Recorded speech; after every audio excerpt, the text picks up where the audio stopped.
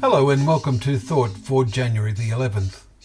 Our readings are Genesis chapters 20 and 21, Psalms 23, 24 and 25, and Matthew chapter 13.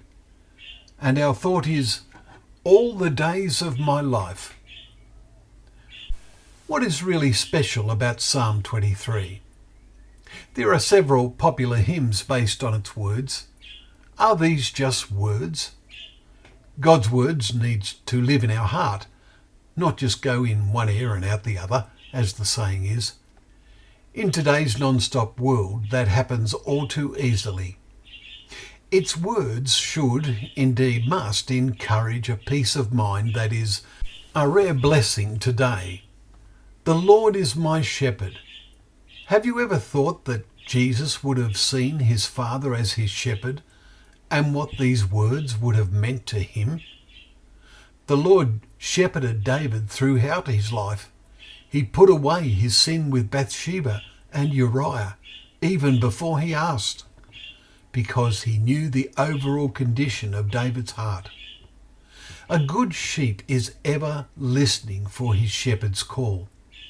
If the sheep are genuinely listening for the shepherd's voice, they will never be in dire need. There will be still waters, and when life gets difficult, the shepherd will be there to see to their restoration.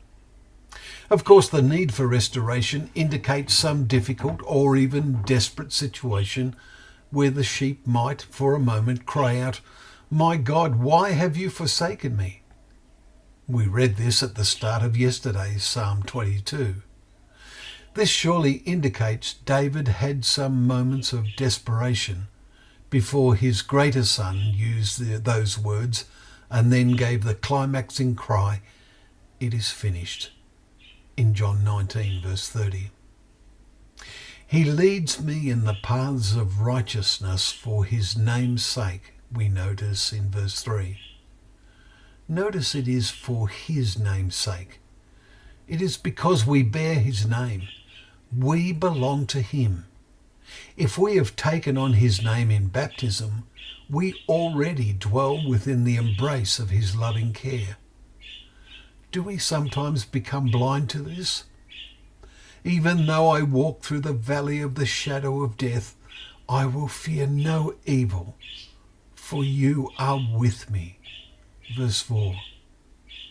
There are few, if any, who have not experienced valleys, but it is the valleys that help us to appreciate the high hills and the vision they give to us. Life that is lived on a flat plain provides no vision. What are the rod and staff that comfort us? They are symbols, we suggest, of strength and support, and the control that, when needed, possessed and given by the shepherd.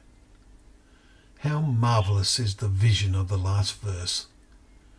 Surely goodness and mercy shall follow me all the days of my life, and I shall dwell in the house of the Lord forever.